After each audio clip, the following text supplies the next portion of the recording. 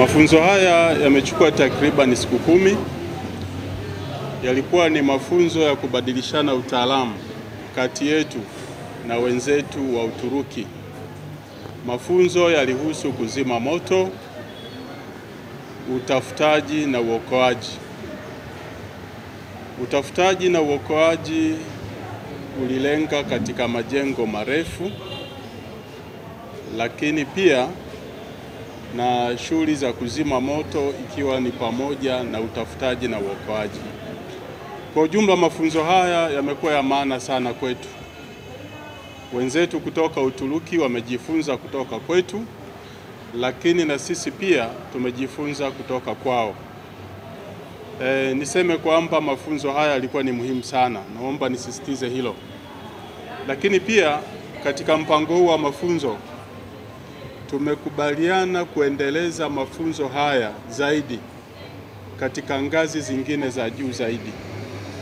Na kwa makubaliano yetu ni kwamba mafunzo haya hayataishia hapa Dar es Salaam peke yake.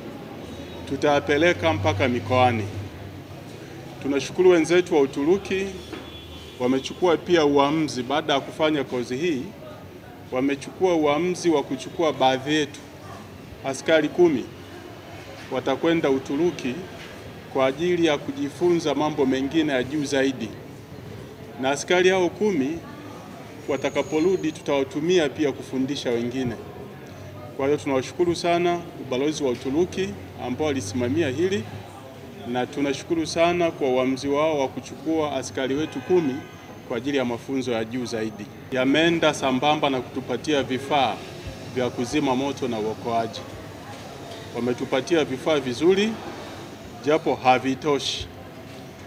Kuhusu swala la vifaa kwa jeshi letu la zimamoto na uokoaji, ninao furaha kuwajulisha kwamba Mheshimiwa Rais wa Jamhuri ya Muungano wa Tanzania mwaka jana aliridhia matumizi ya pesa za Kitanzania takriban bilioni 260 kwa ajili ya ununuzi wa vitendea kazi katika operesheni za kuzima moto na uokoaji. Kwa hiyo naomba nieleze kwamba kwa msaada huo au kwa Mheshimiwa Rais kulipatia jeshi la zimamoto na uokoaji kiasi hicho cha pesa, italifanya jeshi letu sasa kuwa na uwezo mkubwa sana katika upande wa vitendea kazi. Na nafurahi kueleza kwamba awamu ya kwanza ya vitendea kazi hivyo ambavyo tumevinunua kutoka falme ya nchi za Uarabu itaanza kuingia hapa nchini mwezi wa 5 mwanzoni. Na tunategemea vifaa hivi vitaingia hapa nchini katika awamu 3. Kwa hiyo tutakuwa na vitendea kazi vya kutosha katika mikoa yote ya Tanzania. Kwa jumla tumenunua vifaa vingi sana, ila vikubwa kwa uchache naomba nitaje kwamba tumenunua magari ya kuzima moto 150, lakini pia tumenunua ambulance 40 kwa ajili ya wagonjwa. Haya ni magari ya wagonjwa. Na tumenunua command cars kwa Kiingereza, kwa Kiswahili tunasema magari ya kuendeshea operesheni yako 30.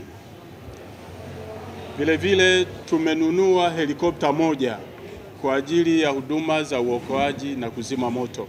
Kwenye tukio kama la Kariakoo ambalo ilikuwa ni maporomoko ya jengo, wengi tunalifahamu tukio hilo.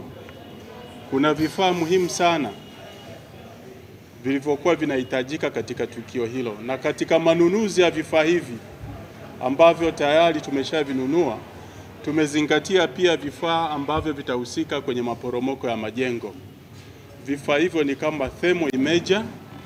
Hiki ni chombo ambacho kinatusaidia kuona kilichoko chini ya udongo au chini ya kifusi. Lakini pia tumenunua expander. Expander ni kifaa ambacho kinatumika kupanua njia ili askari anayefanya uokoaji aweze kumfikia kwa urahisi zaidi manusura aliyebanwa kwenye jengo. Lakini pia tumenunua cutters.